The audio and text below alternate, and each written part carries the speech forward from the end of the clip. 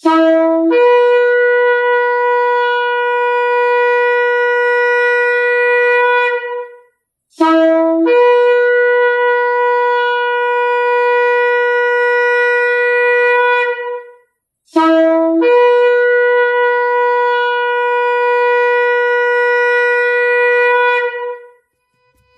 RPK yang dikasihi Tuhan dimanapun Anda berada.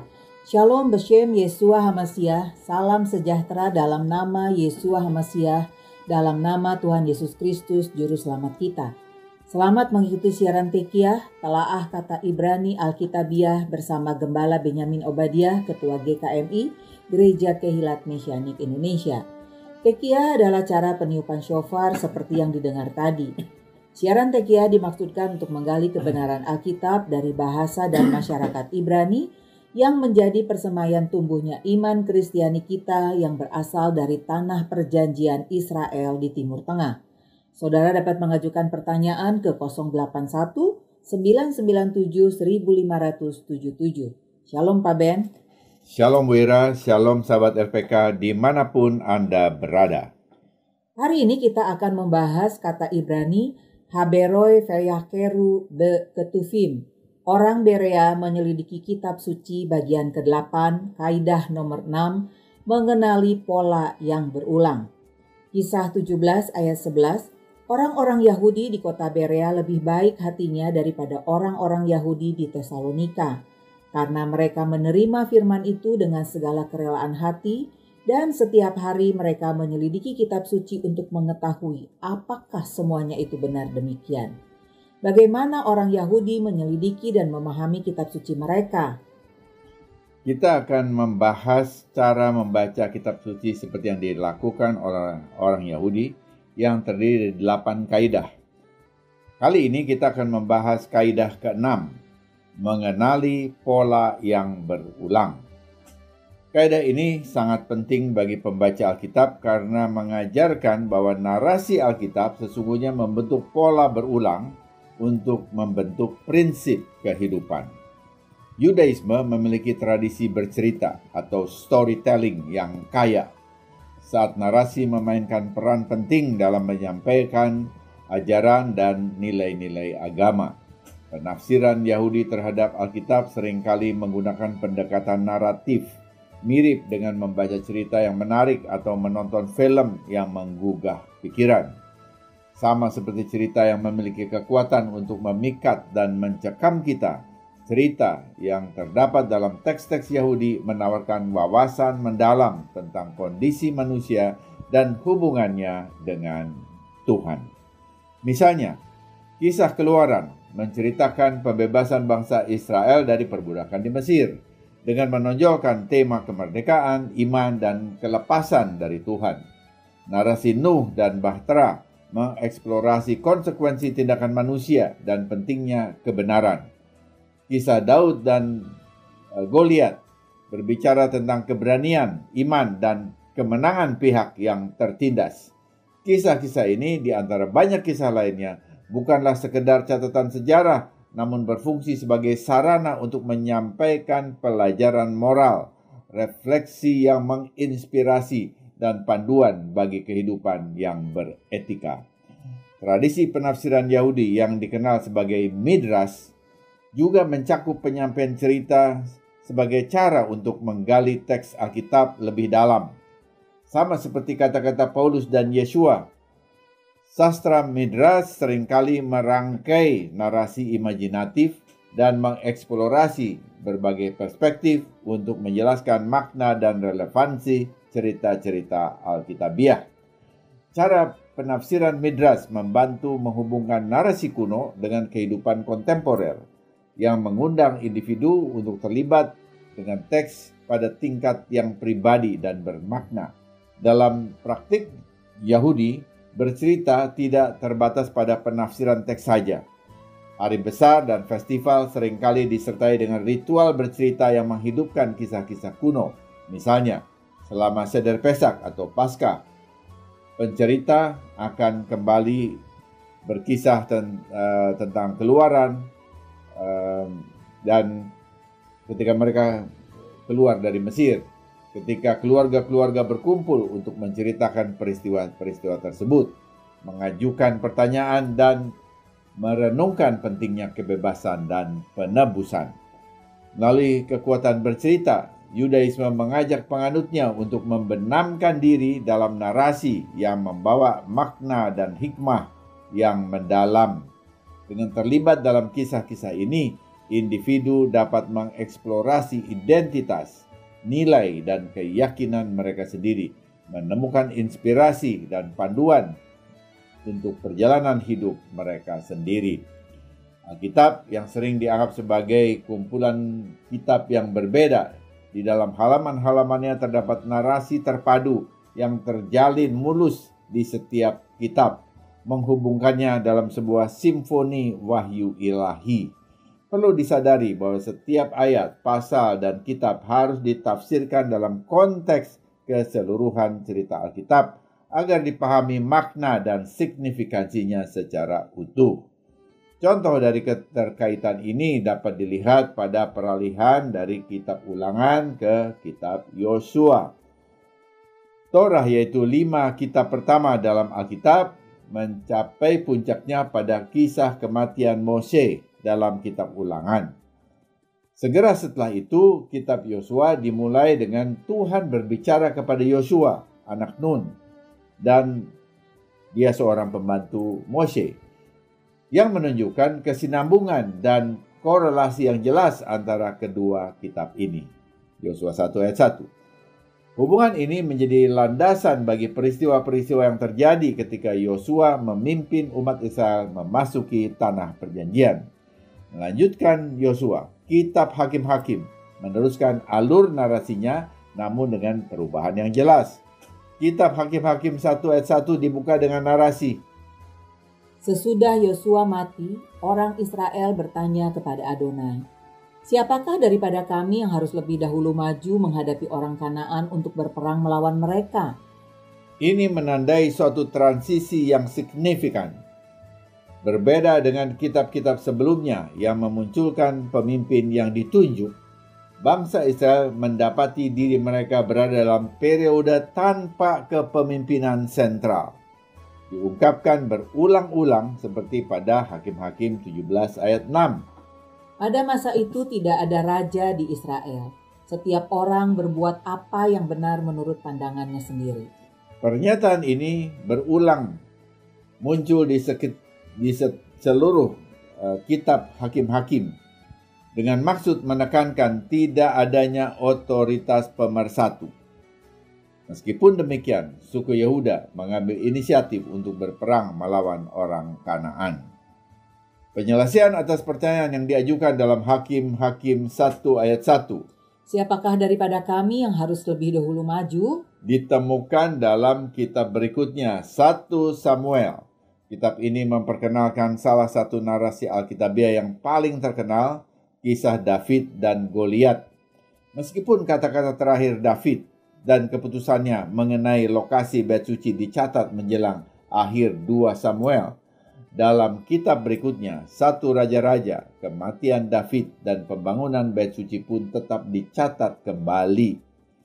Keterkaitan antar kitab ini menciptakan alur narasi yang kohesif, menyoroti perlunya seorang pemimpin sempurna yang dapat membalikkan kutuk dan memulihkan berkat.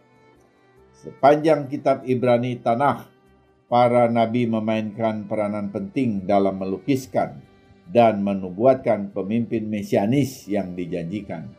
Bahkan orang bijak Yahudi mengakui dan merangkum fokus utama para nabi.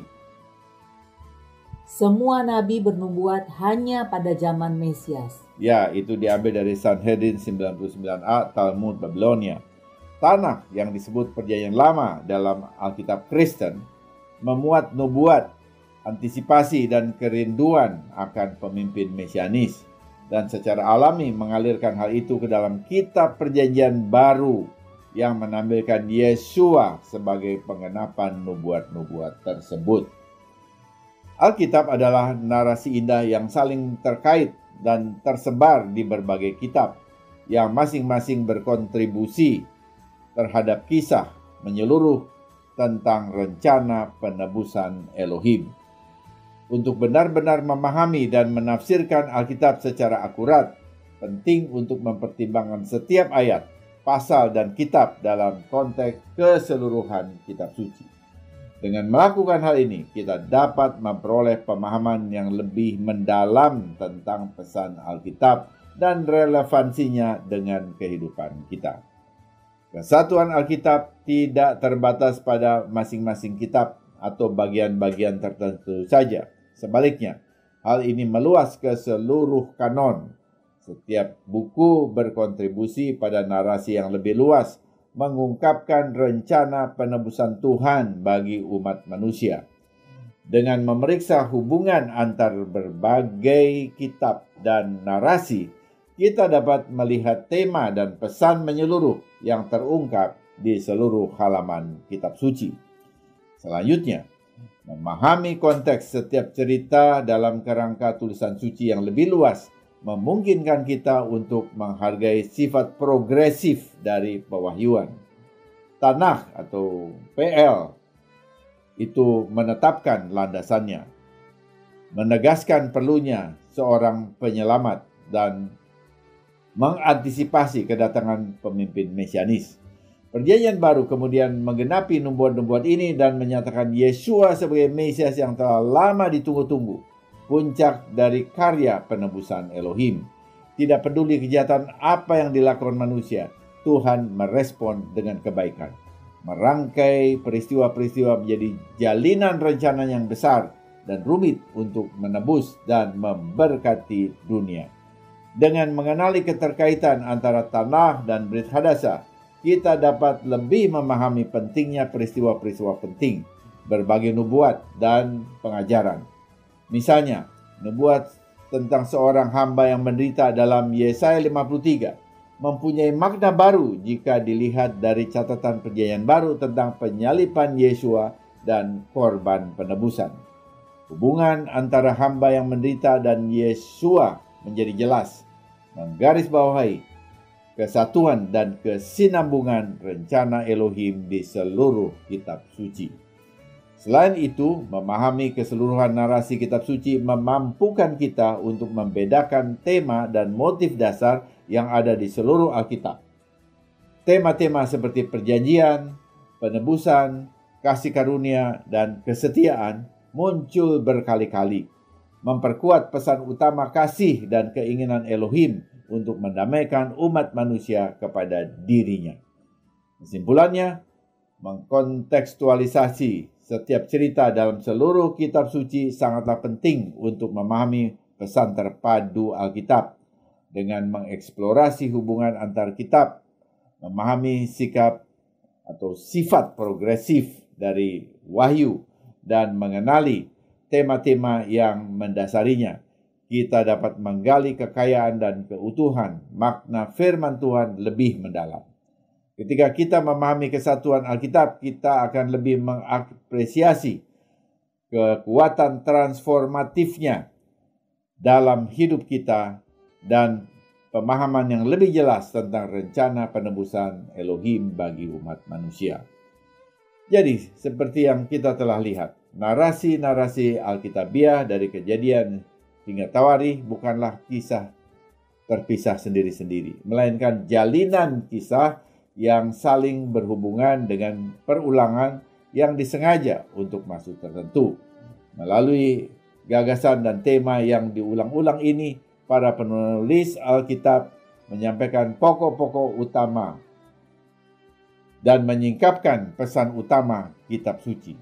Salah satu tema tersebut dapat diamati dalam hubungan antar kisah Kejadian dan kitab Keluaran.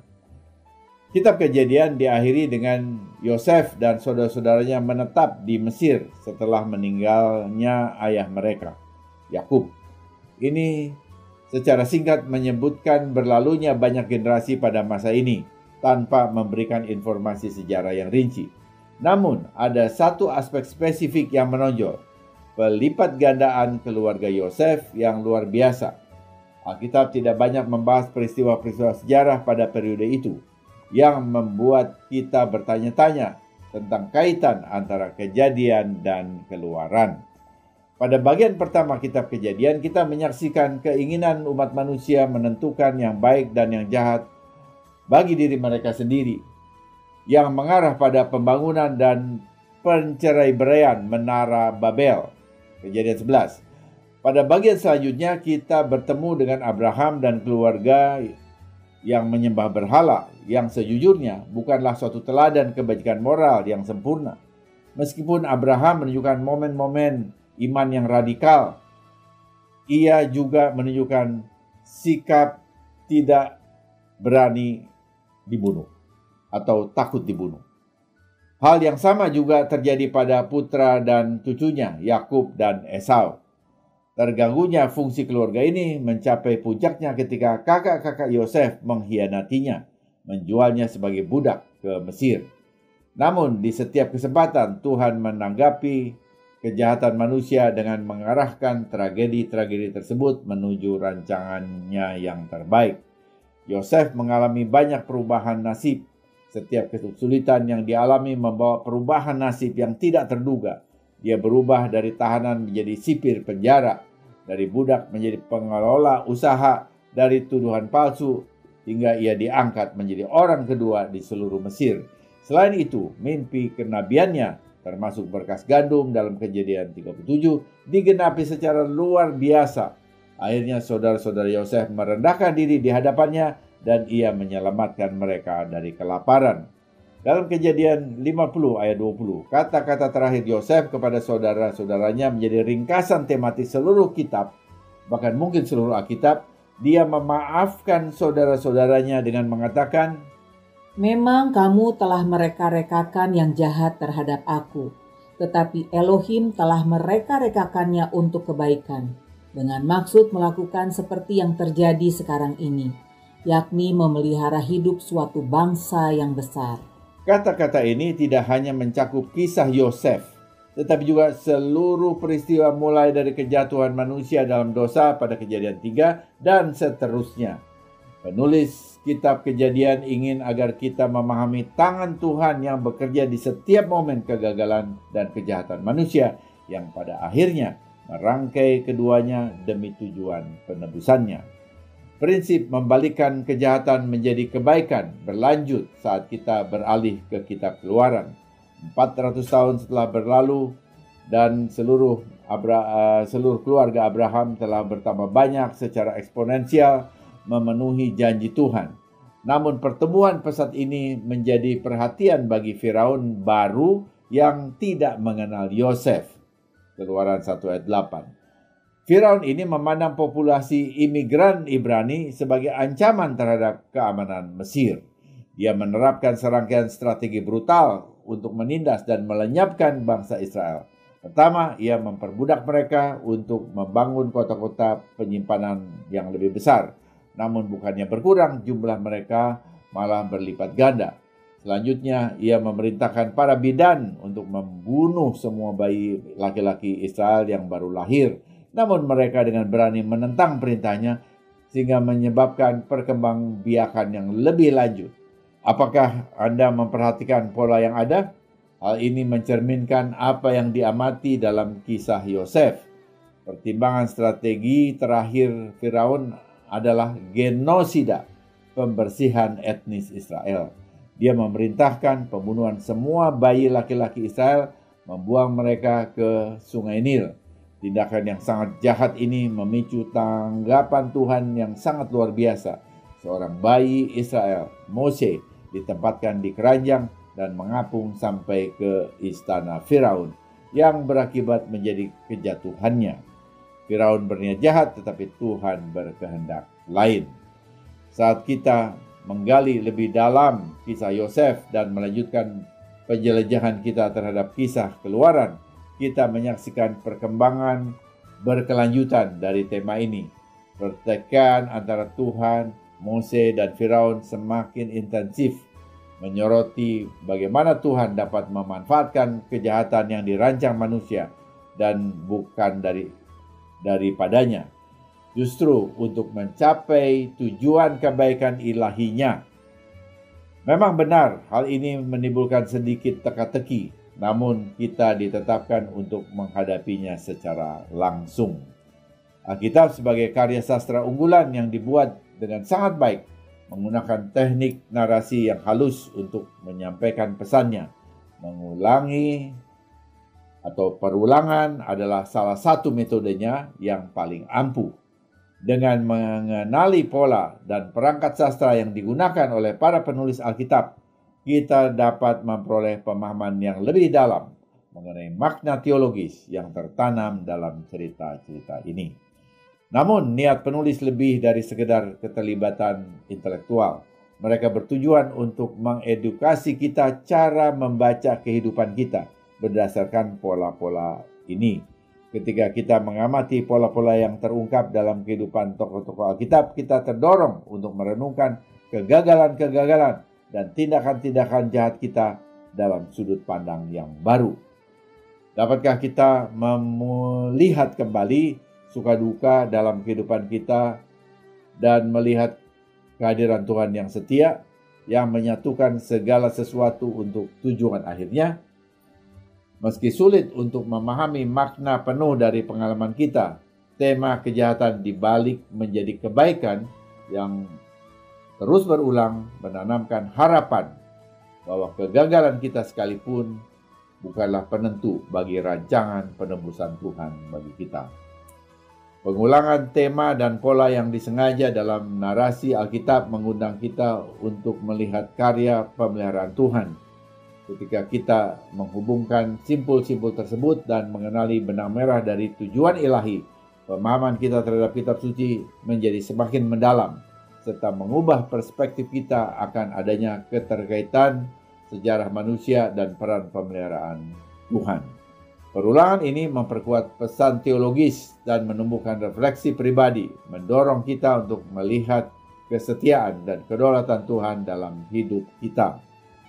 Oleh karena itu, narasi Alkitabiah yang terkadang menggunakan perulangan menggarisbawahi tema-tema penting dan mengungkapkan tangan Tuhan dalam kegagalan manusia dan kejahatannya.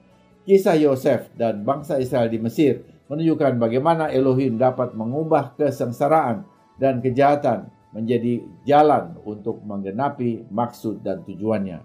Ketika kita menjadi terbiasa dengan pola-pola ini, kita akan semakin menghargai kekayaan teologis kitab suci dan menemukan harapan baru di tengah kegagalan kita. Misalnya, Yosef dapat merasa gagal ketika ia dijebloskan ke penjara, tapi itu baru separuh perjalanan hidupnya. Namun pada saat pola Tuhan menjadi lengkap, Yosef yang dipenjara bahkan menjadi penguasa kedua di Mesir, yang perintahnya harus diikuti oleh penduduk Mesir. Kesimpulannya, Alkitab bukan sekedar kumpulan kisah-kisah yang saling berhubungan, melainkan sebuah narasi terpadu yang mengajak kita untuk mengenali kehadiran Elohim sebagai pemelihara di sepanjang sejarah dan dalam kehidupan kita masing-masing. Kita sudah membahas pentingnya mencermati narasi Alkitab dalam bagian kitab secara individual, tetapi juga dalam keseluruhan Alkitab. Dan ketika kita melihat pola berulang yang terbentuk dalam keseluruhan Alkitab, kita pun akan memahami rancangan agung Tuhan dalam kehidupan umatnya. Semoga siaran ini memberkati saudara. Informasi bagi saudara, siaran Tekiah dapat didengar ulang pada YouTube kanal Kehilat Mesianik Garing Tekiah. Kunjungi dan subscribe kanal Kehilat Mesianik di YouTube untuk mengikutinya. Kita terus doakan perdamaian di Timur Tengah dan mujizat Tuhan untuk pembebasan lebih dari 100 warga Israel yang masih disandera teroris Hamas. Doakan agar Adonai memberikan hikmat dan perlindungan bagi IDF dalam membebaskan mereka. Sesudah narasi ini kita akan mendengar sebuah lagu Avinu Sheba Shamayim, doa Bapa kami dalam bahasa Ibrani oleh penyanyi Yahudi Mesianik Yosua Aron. Datanglah kerajaanmu, jadilah kehendakmu di bumi seperti di surga. Ketika Mesias Yesua datang dan memerintah di Yerusalem, tidak ada otoritas selain Dia, Sang Raja Damai. Tiba saatnya saya Penatua Ira Obadiah dan Gembala Benyamin Obadiah mohon diri dari ruang dengar saudara. Sampai jumpa pada siaran mendatang. Yesua keselamatanku, Torah kesukaanku, menuju kepenuhan bangsa-bangsa. Shalom, shalom.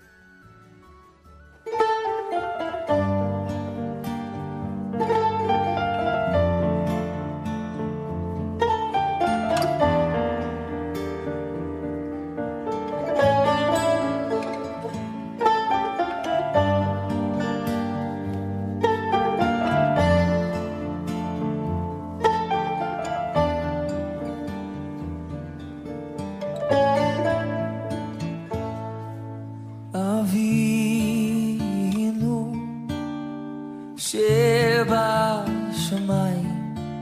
יתקדש שמך, תבוא מלכותך, יעשה רצונך כבשמיים כן בארץ. את לחם חוקנו תן לנו היום, וסלח לנו על חטאינו, כפי שסולחים גם אנחנו לחוטאים לנו.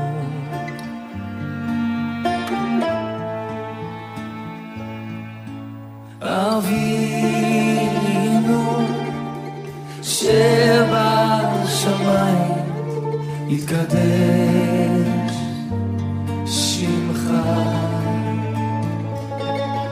תבוא מלכותך, יעשה רצונך כבשמיים כן בארץ.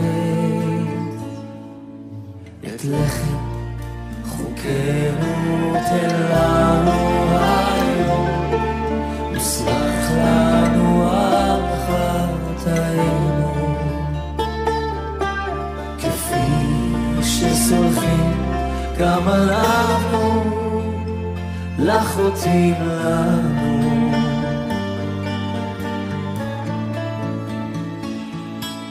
ואל תביאנו לידי ניסיון, כי אם חלצנו מן הרע. כי לך הממלכה והגבורה והתפארת לעולמי עולמים, אמן.